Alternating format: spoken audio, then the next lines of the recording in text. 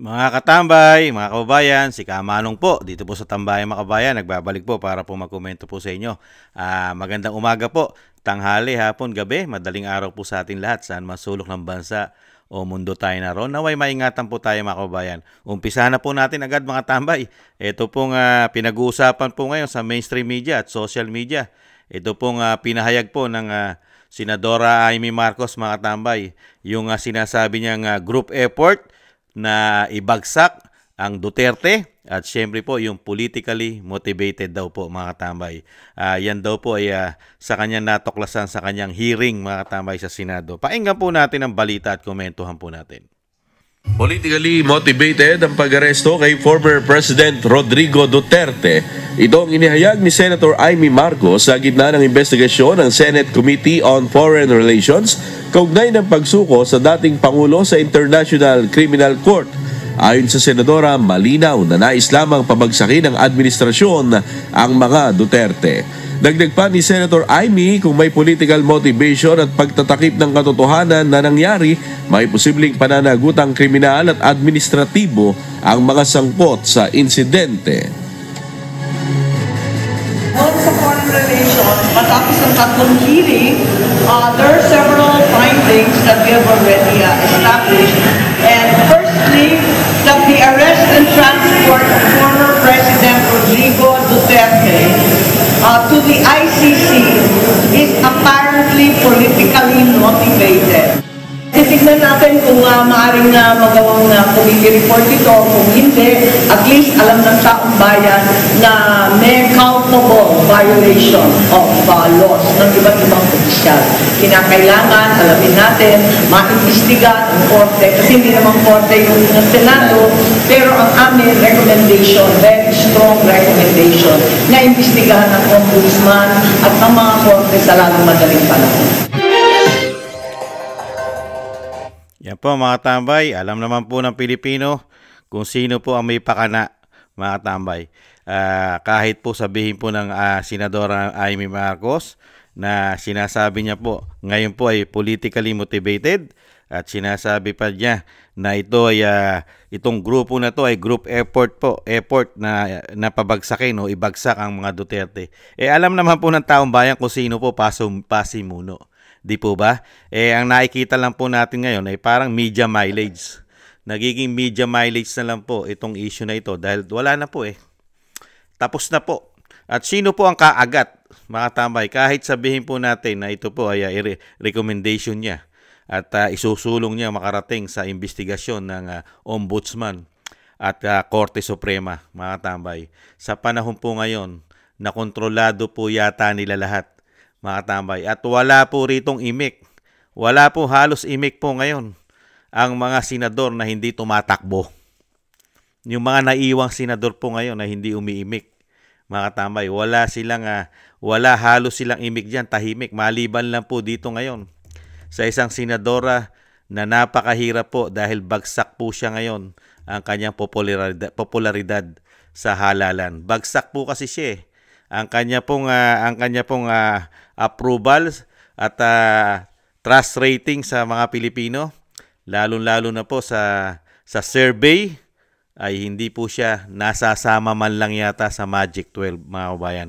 At kailangan niya pong gawin ito.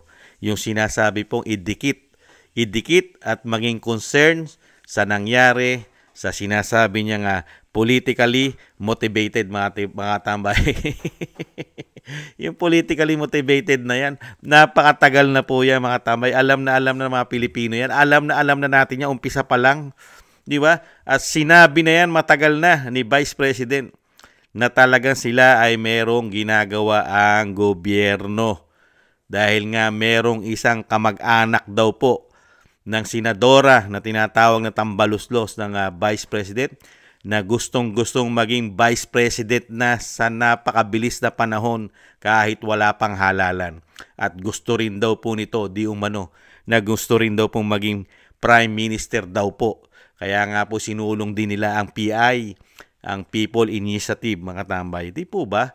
Kaya dito po sa ginagawa ng Senadora Amy Marcos, yung mga investigasyon na yan, sino ang kakasuhan mo?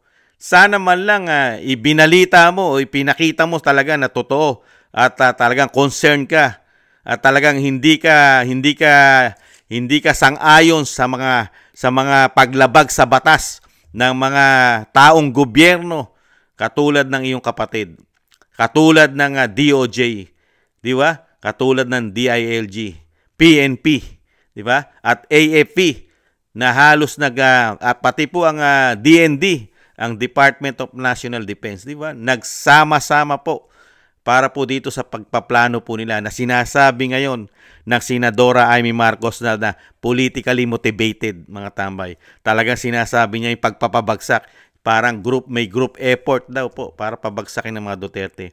Sinabi mo man lang ba sa amin ang iyong report na talagang dapat makasuhan talaga at ma-impeach man lang ang gumawa nito dahil puro paglabag po. Paglabag at pamumulitika lang ang ginawa. Hindi po ba? Hindi man lang namin narinig ang punot dulo po nito. Saan po ba manggagaling ang approval nito? Di po ba sa inyong kapatid, Senadora Amy Marcos? Hindi man lang namin narinig sa inyong bibig na talagang dapat panagutin sa batas ang inyong kapatid. Di po ba? Dahil siya po ang Commander-in-Chief, hindi po maaalis at hindi po madadala sa The Hague. Hindi po madadala yan sa ICC sa Netherlands kung walang approval ng isang pangulo ng bansa. Hindi po pwede ilipad dyan. Di po ba? Hindi naman po bobo tanga na ang mga Pilipino na paligoy-ligoy na kesyo kay raming-rami pa na sangkot. Dapat tukuyin na agad kasi magmumula yan sa taas. Susunod lang naman yung nasa baba. Di po ba? Kasi ikaw ang Commander-in-Chief. Di ba sino ba ang masusunod? Yung nasa baba, si General Torre, si General PNP General si Marbil, siya ba masusunod? Di ba susunod lang siya sa utos? Di po ba? Pati itong mga DOJ Secretary, di ba? DILG Secretary, di ba? DND Secretary, di ba? AFP Generals, di ba? Susunod lang sila sa utos. Mga kababayan, dapat, mas kapani-paniwala kung magre-report sa atin ng isang Senadora Amy Marcos, ay kinukundina niya ang ginawa ng kanyang kapatid. Dahil ang kapatid niya ang punot dulo nito. Dahil siya lang po ang tanging pwedeng magbigay ng approval na sige, kunin nyo na yan. Dalhin nyo na yan sa ICC sa The Hague, Netherlands. Yang si Duterte o ang dating Pangulong Duterte. Di po ba? Pangulo lang po. Siya lang po ang makapangyarihan, Commander-in-Chief. Hindi matutupad lahat siyang plano nila na sinasabi niyo pong politically motivated kung wala pong go signal ng isang pangulo ng bansa. Di po ba? Ang iniintay po namin, Senadora Amy Marcos, banatan nyo, kundinahin nyo ang ginawa ng inyong kapatid. Hindi yung puro ang gagawin nyo lang po sa amin ay puro pagpaparinig. Meron kayong nakita na maraming paglabag sa batas. Ngayon, yung kapatid nyo po ang presidente, ano po ang plano nyo sa kapatid nyo? Ano po? Under investigation na naman at iaasa natin dito. Sinasabi nyo sa Ombudsman at sa Korte Suprema, okay na po yun. Dahil mismo kayo nag-imbestiga. Okay na po yun. Sa 20 Congress, kahit po wala kayo sa Senado, gagawin po yan. Gagawin po yan. Baka mas higit pa na investigasyon ang gagawin ng Duterte 10. Pag nakapasok po ang Duterte 10. Ito pong PDP laban sa Senado. At ganun din po sa Kongreso. Pagka po nagkaroon po ng talagang pagkakaisa ang mga Pilipino, yung sinatawag na black voting, marami pong investigasyon ang gagawin. At sigurado po na meron pong makakasuhan. Hindi po katulad po ng ginagawa nyo investigasyon. Mahirap pong may makasuhan lalo ang Pangulo. Dahil wala naman pong nakukuhang suporta sa inyo. Lalong-lalo po sa 19 Congress. Wala po kayong nakukuhang maraming suporta, maraming numero sa Senado. Dahil halos po kaalyado po yata ng inyong kapatid, di umano. At lalong-lalo po sa Kongreso, wala kayong makukuhang suporta riyan. Dahil ang namumuno riyan ay pinsan nyo na tinatawag na tambaluslos. At meron pong paghahangad, na maging Vice President. Sinasabi ng isang Vice President Sara Duterte na isang tambaluslos na meron silang maambisyon dahil hindi nila kayang talunin ng Vice President sa malinis na halalan. Di po ba, Senadora, ginagawa nyo lang po ito dahil sinasabi nyo, kailangan managot, kailangan imbestigahan pa, malalim na imbestigasyon pa. Okay na. Hindi na po namin kailangan ng mga imbestigasyon na gagawin nyo. Sapat na yon dahil wala naman po kami nakikita na kaya nyong kasuhan at kaya nyong i-impeach ang inyong kapatid. Baka hindi nyo po gawin yan. Di po ba? Lalong-lalo na po pagka kayo nakabalik sa Senado. Kasi never naman po namin nakita sa dami po na pinaputok nyo na issue na korupsyon. Lalong-lalo po ang flood control sa inyo pa nanggaling na gumagasos ang Pilipino taxpayer na mahigit 1 bilyon araw-araw. Pero wala naman po kayong investigasyon kayo-kayo. Kayo po ang nahandyan, mga kasamahan nyo. Wala po, hindi po kayo nagkaisa. Wala po, walang nabuo malang komite sa inyong mga senador. Bakit kaya nagtatakipan? Nung malayo pa ang halalan, nagtatakipan kayo sa mga issue, mga bulag, pipi at bingi kayo sa mga nakikita nyo na ngayon ay pinapuputok nyo ngayon na marami kayong nakikitang anomalya. Lalong-lalo na ang ginawa sa dating Pangulong Duterte. Ngayon nyo po nakikita at hinahayag sa Pilipino dahil kailangan na naman ng boto para sa inyo. Ganun po ba? Sa mga politiko na gustong makabalik sa kapangyarihan, ngayon nagyayayaw-yaw dahil kailangan manalong muli. Pero pag nanalo na, nagiging bingi na, pipe, bulag sa mga issue ng pera, korupsyon, pera ng bayan, pera ng taxpayer. Di po ba? Hindi nyo ba napansin? Pagka nanalo na, 6 na taon, senador. 6 na taon, nananahimik. No comment. Hindi ako pumirma riyan. Sila kausapin mo. Pero nakikita mo na, merong korupsyon. Lalong-lalo na doon sa 2025 national budget. Tahimik. Kasi hindi ako pumirma. Pero alam ko, merong anomalya. Pero wala kang ginagawa.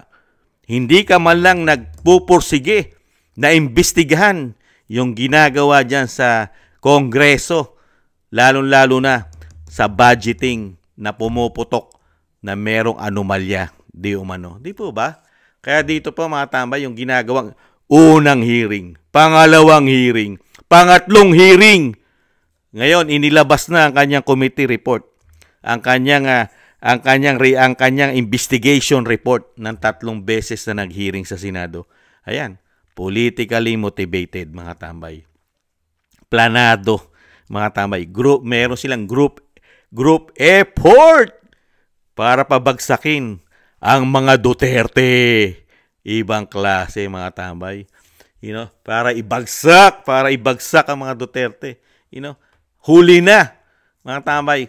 Kung kailan nando na sa ICC, nakuha na, naplano na. Saka pa lang po, naging agresibo. May babalik pa ba? Yun ang tanong Kaya mo bang ibalik o ipabalik? Kaya mo bang utusan ng iyong kapatid na ibalik? Dahil nakikita mong mali ang ginawa nila dahil siya ay Commander-in-Chief. Ang tanong, kaya mo bang utusan ng iyong kapatid, ang iyong ading? Sige nga. Susunod ba sa iyo ang iyong ading? Sige nga. Dahil ikaw mismo alam mo sa sarili mo na mali ang ginawa ng iyong ading. Ang tanong, tanggap ba ng iyong ading na mali ang ginawa niya? Sige nga. Dahil napakaraming sinasabi mo nga, Senadora Amy Marcos, napakaraming paglabag sa batas ang ginawa. Magmula pati kapulisan. Napakaraming paglabag. Hindi tamang proseso ang ginawa nila. Walang nakuhang due process ang dating Pangulong Duterte.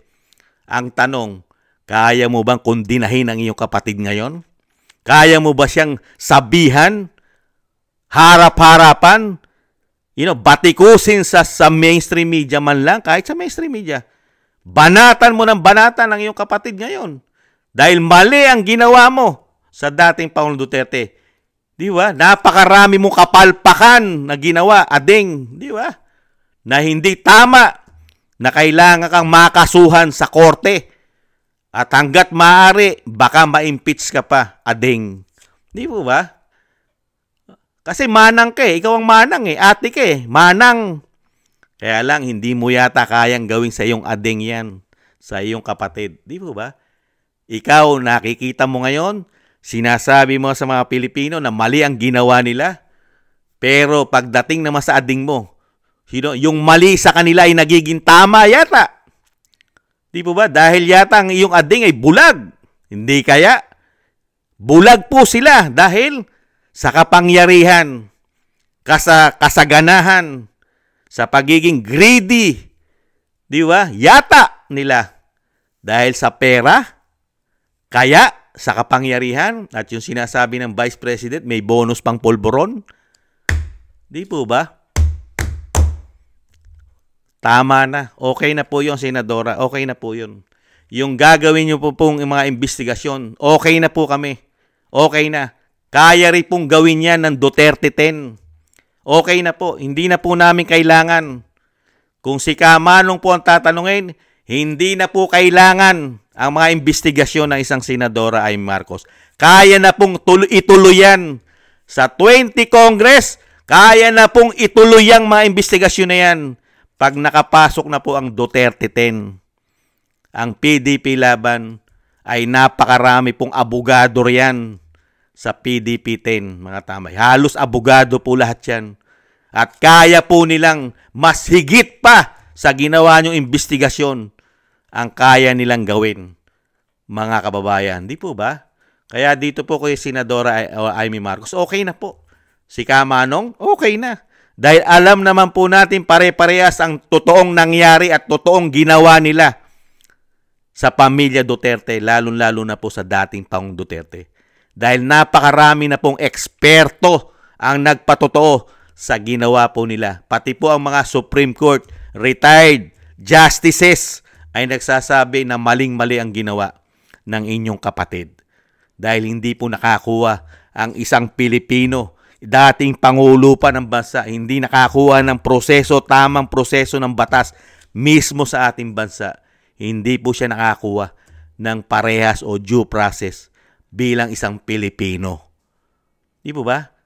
Tapos ngayon, pagmamalaki nyo na yung inyong investigasyon, nakakitaan nyo na napakaraming paglabag, mali na ginawa ang gobyerno ng binagoong ang Pilipinas, pero never nyo naman kundinahin, harap-harapan, batikusin ng inyong kapatid sa mainstream media. Bakit? Takot po ba kayo? Takot po ba kayo sa inyong ading? Takot po ba kayo sa inyong pinsan? Takot po ba kayo sa inyong hipag? Senadora, hindi po kayo katulad ng isang BP Sara. Lahat ay kayang banggain. Kaya niyang magsalita dahil wala siyang itinatago. Malinis ang kanyang konsensya at pagtatrabaho. Kaya po, kahit sino po ay kaya niyang banatan at batikusin.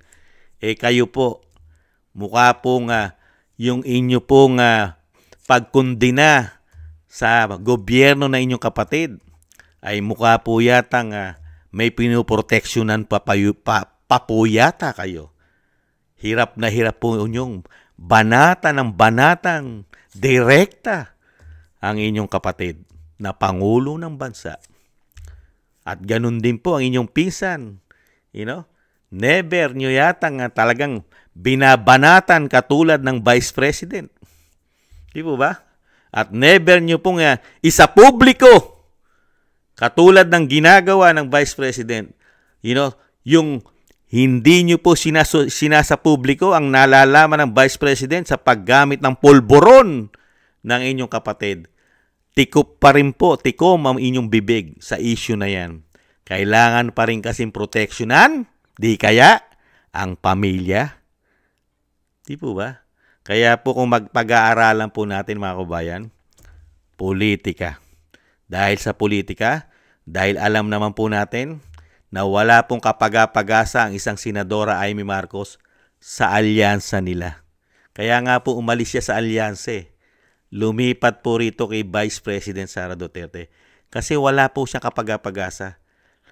Ang magiging pag-asa lang po, COMELEC, yung sinasabi po ni Atty. Respicio at ni Atty. Glenn Chong, yun lang po magiging pag-asa nila eh. Yung magkaroon ng malawakan daw po dayaan di umano ayon kay Atty. Glenn Chong at kay Atty. Harold Respicio. Yan. Pero yung ginagawa po natin ngayon na natutupad naman at nangyayari na po na ang ating mga kababayan, lalo na una na po ang ating mga kababayan OFW, nag-solid vote na po na sila.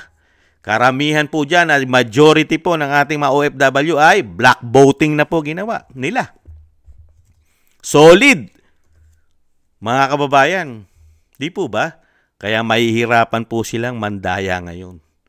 Kaya nga po lahat ginagawa na nila.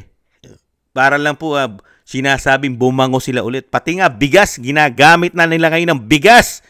Timing na timing pa nga ang bigas di ba? Timing na parang ginagamit na din nilang vote buying ang bigas. Di po ba? At timing na rin po ang mga issue. Napakarami pong lumalabas. Pati po ang ICC. Talagang isinasama na rin po ang ICC dito po sa politika. Na ang isang Vice President ay kasama na rin daw po ayon mismo sa Vice President. Sa nakikita niya ay kasama na rin siya sa mga listahan na ipaaresto ng ICC gamit ang ating gobyerno. Gobyerno rin ang gagawa, mga kaubayan. Yan. Matalino po kasi ang Vice President Ang Vice President, alam ng Vice President ang laro nila. Alam kung paano sila kumilos. Di ba? Dahil ginawa na nila sa tatay Di ba? Yung ginawa nila sa tatay, grabe. Kaya nga, nakita nyo po, ang isang Senadora Amy Marcos, kapit na sa patalim Kapit na siya. Talagang wala na, kumbaga po sa baraha, bokya na Bokyang-bokya na po ang kanyang pamilya, lalong-lalo po ang aplidong Marcos. Bokyang-bokya na po sa mga Pilipino Dahil ang mga Pilipino, majority ng mga Pilipino, nakita po kasi ang naging pagpapatakbo ng gobyerno po ng binagoong Pilipinas. Pati po makakaliwang grupo. Nakita niyo po, yung napakatagal nating problema, more than 50 years, ngayon kasama na nila. Kasama na po yata nila na nagpapabagsak din sa mga Duterte. Nakita niyo po yung kalaban. Gusto nga natin, wakasan na yan. Pero ngayon, tumitibay na naman yung mga kaliwang grupo. Kasama, ayon na rin mismo sa isang senador. At ayon na rin sa Vice President at dating Pangulong Duterte, yung grupo na yan. Yan po. Kasama po yan ang gobyerno nagpapabagsak dito sa mga Duterte. Di po ba? Kaya po, Senadora Amy Marcos,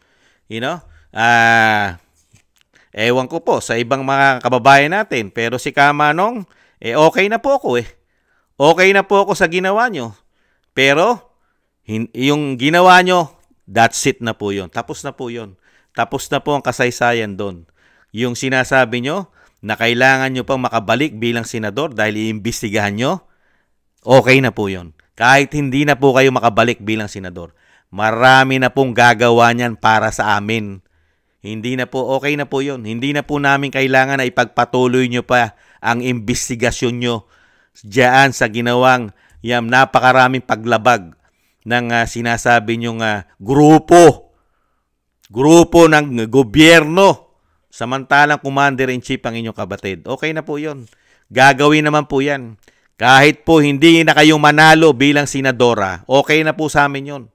Maraming tatayo, mag-iimbestiga. Baka mas higit pa ang gawin na investigasyon para sa inyo. Okay na po kami. Masaya na po kami na sinabi nyo po na talagang napakarami pong ginawang kapalpakan at napakaraming ginawang pamumulitika. Talagang politika, pagpapabagsak, okay na po yun. At least, sa sariling bibig po ninyo nanggaling. Dahil sa sariling bibig at mismo sa bibig ng isang Marcos nanggaling yung mga akusasyon na puro paglabag at napakaraming ginawang pamumulitika, politically motivated. At least, sa bibig nyo na po mismo nang galing isang Marcos na ang inyong kapatid pa mismo, ang Pangulo na kinukundinan nyo, di umano, mga kabayan. Okay na po yon. Masaya na po si Kamanong at syempre, baka masaya na rin po ang mga kababayan natin sa nangyari pong yan. Okay na po yon, mga kababayan. Kay Kamanong, masaya na po ako. Okay na po yung investigasyon ni Senadora Amy Marcos. Meron na pong gagawa para dyan. Ang Duterte 10. Okay na po yun. Hindi na po natin kailangan ng Senadora Amy Marcos sa Senado.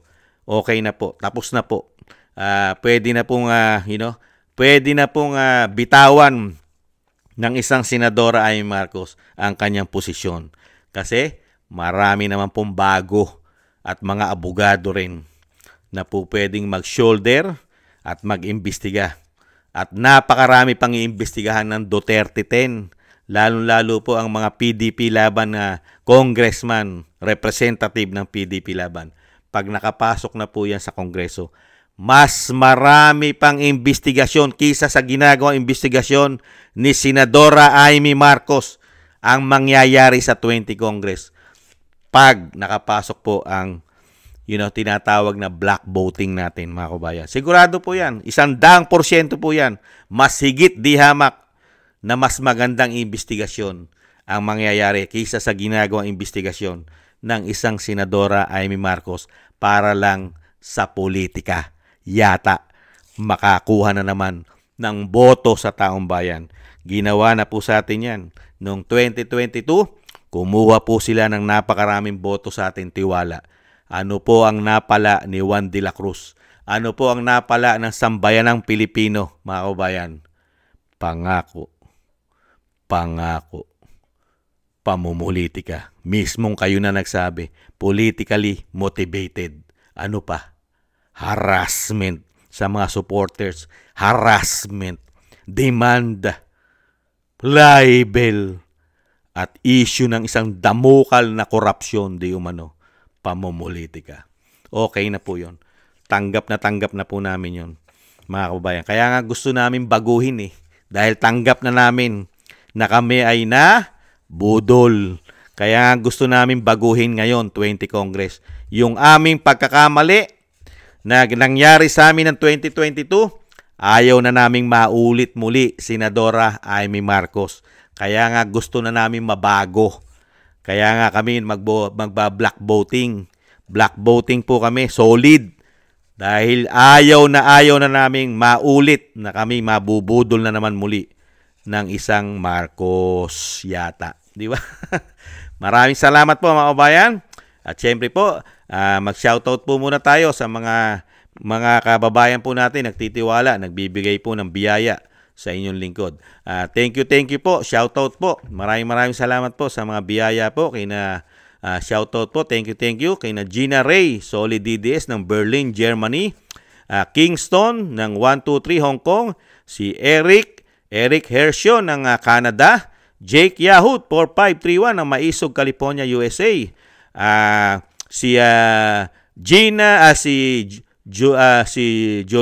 Julieta Celona ng Sydney, Australia. Si Julieta. Baby Roman at Ate Isa ng Cagayan Valley. Si Jem Aris ng United Arab Emirates. Si Jobeline Watanabe ng Japan. At si Pilam. Thank you po, mga kabayan, sa mga biyaya at tiwala po ng inyong binibigay po sa inyong lingkod. Thank you po. Maraming salamat. At syempre po, shoutout po sa ating mga kababayan sa kasuluk-sulukan ng mundo na may Pilipino, may OFW. Magpapasalamat po muna si Kamanong sa ating mga kababayang OFW na tapos na po at natapos na po ang inyo pong boto o yung inyong ginawang pagboto. At natutuwa po ang inyong lingkod dahil na binabalitaan nyo po ang inyong katambay na kayo po ay talagang nag-solid vote.